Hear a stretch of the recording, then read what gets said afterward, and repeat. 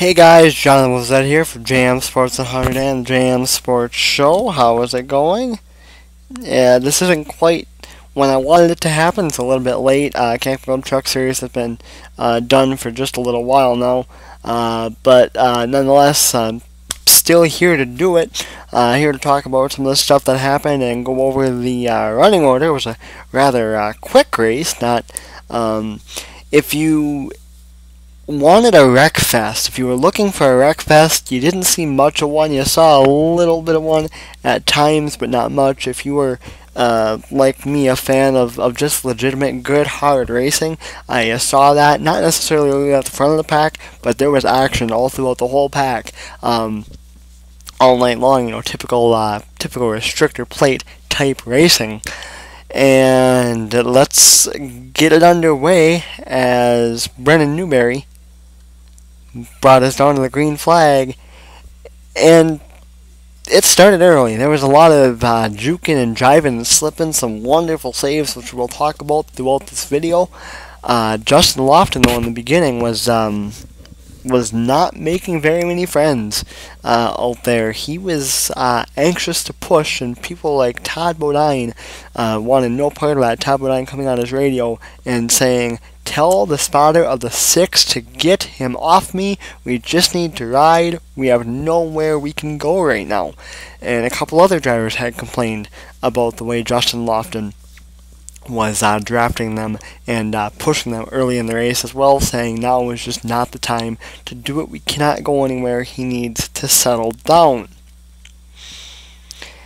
And things, were fairly settled for a good majority of it. Lap 27, we see our first caution. Scott Riggs was to blow an engine in his truck. There was pit stops during that. Darrell Wallace, who is a rookie in the truck series this year, misses his pit, goes to get back onto pit road to continue to go down pit road, makes a little bit of contact with defending Camping Truck Series champion James Busher. Really no harm, no foul. A little damage to Busher, but the crew kind of worked on that, got that worked out. Lap 54, we saw a big wreck, and it was basically Brendan Newberry, our pole sitter, kept leaving the door open for Brendan Gaughan. This is what Brendan Gaughan says. Kept leaving the door open for him, and you could see it. He kind of kept, and then Brendan Gaughan was right there. His tire was right at him. And then, for whatever reason, Newberry decided to come back down. Well, by that point, Gaughan was already right there. Gaughan said, my tire was on him, and so my truck was already there. And at that point, you have to concede the position, or there's going to be trouble. And Brendan Newberry, who is I don't want to say a rookie, because he did compete a little bit last year, but he is still fairly young and fairly unexperienced, learned quickly that, that the trouble happens if you don't concede positions when you just don't have control of them anymore. So 14 cars, all in all, ended up getting damage in that big wreck at lap 54. When we went back racing, it was wild. It was about go time. It was about 40 laps to go, and drivers were starting to slice and dice, some sideways racing, a little bit of contact, nothing major, just a little bit of bumping here and there, kind of like you kind of see at Bristol, but the way the racing was, when the caution came out with 38 to go because Jason White blew a tire and hit the wall, that was probably a good thing, because the way they were racing, we were setting up for probably what would have been a monster wreck.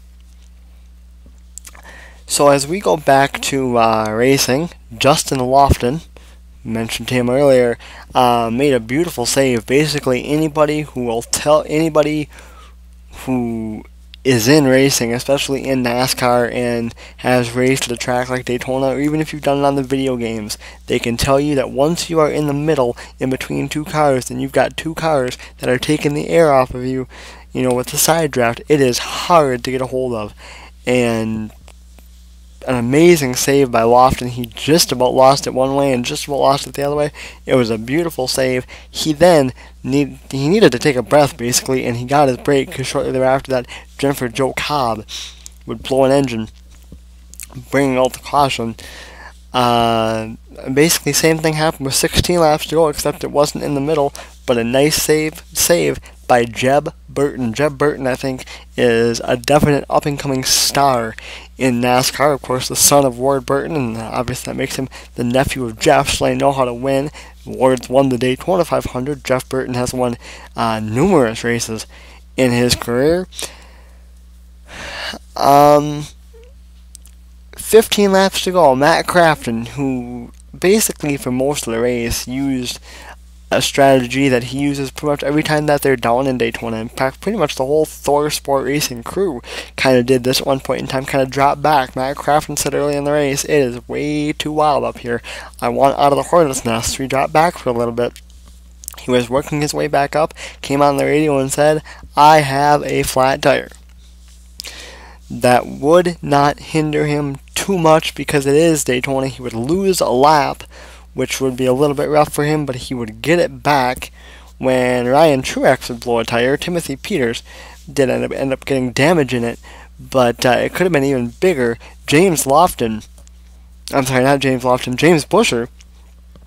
time that the tire blew, was right on top of Truex, and of course Truex and Busher are teammates, and Busher could tell that car was not running, that truck was not running, and shortly before it blew, they were riding with Busher as he was pushing on Truex, and I thought I saw smoke, but I thought maybe I was just seeing things, and all of a sudden you saw Busher dip down, and it looked like Busher was leaving his teammate hung out to dry. He was not. He realized that there was a problem, because about 2 seconds later, Truex could not save it, spun it around, collected Timothy Peters. Chris Fontaine got a little damage in that as well as I think Jeb Burton might have got a little contact in that incident.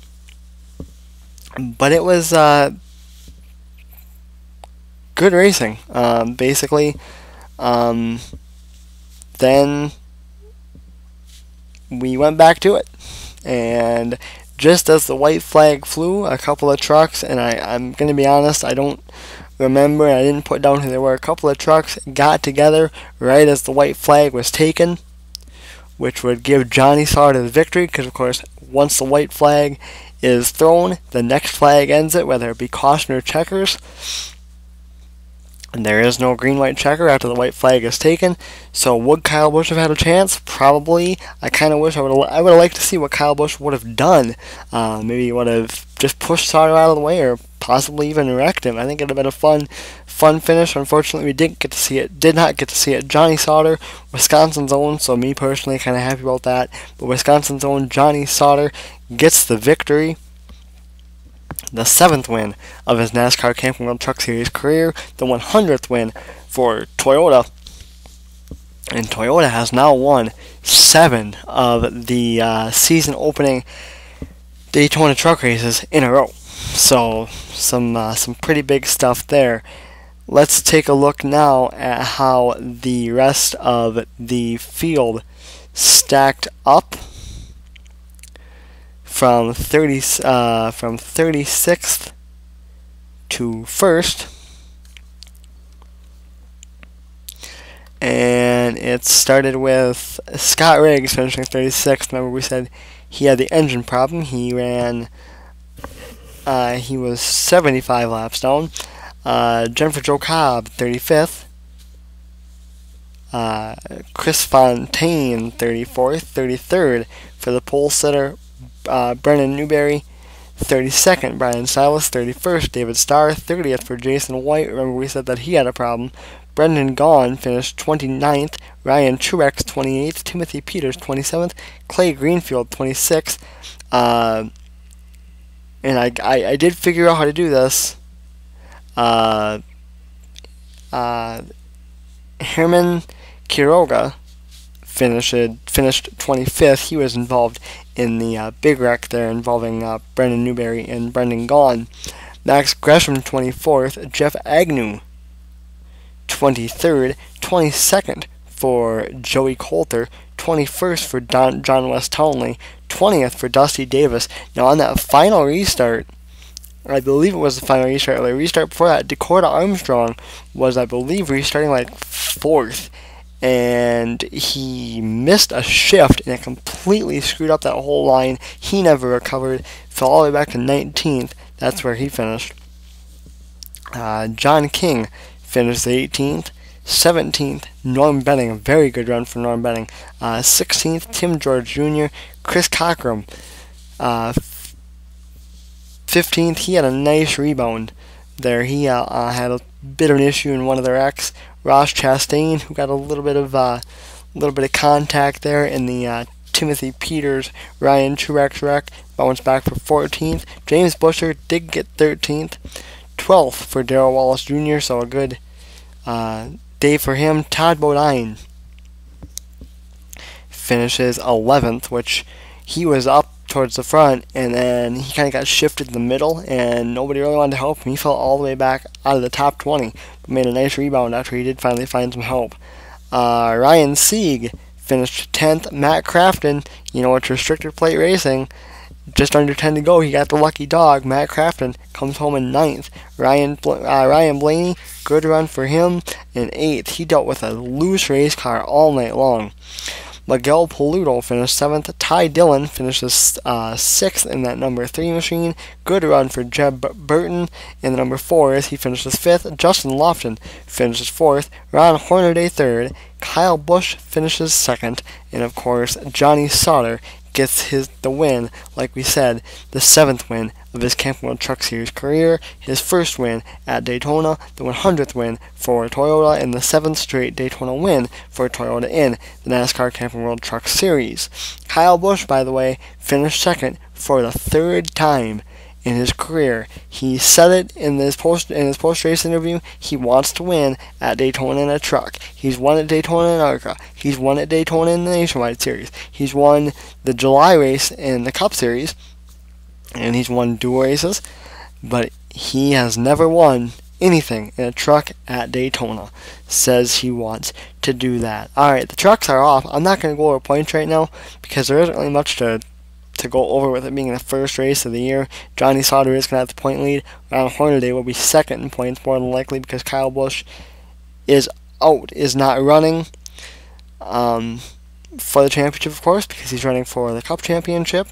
The Nationwide Series is off for quite a while now before we see... I'm sorry, the Truck Series is off for quite a while now before we see the trucks back on track, not until April, when we will see them again in the Kroger 250 at Martinsville, and that's April 6th.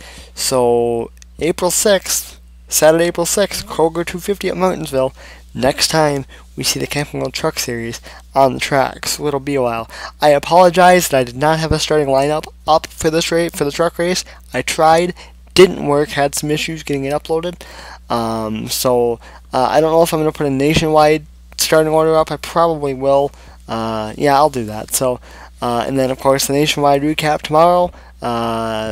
Daytona preview. Not quite sure if I'm going to do it or what I'm going to do. I may just call the dual recap kind of thing that I did at the end of yesterday's pick video. That. So I don't know, but there's still plenty of stuff for me to come this weekend. Still the nationwide starting order and recap for sure, and then the Daytona 500 recap for sure, and possibly a little bit of a preview type thing there for that. Maybe I'll just, I don't know, go over the running order again or something in the Cup Series. I don't know. Anyway, guys, that is going to do it for me. I am John Lemons for Jam Sports 100 Jams, the Jam Sports Show. I don't think I have just truck fans watching this, but if I do, see you in April, and for the rest of you guys, I'll see you guys later.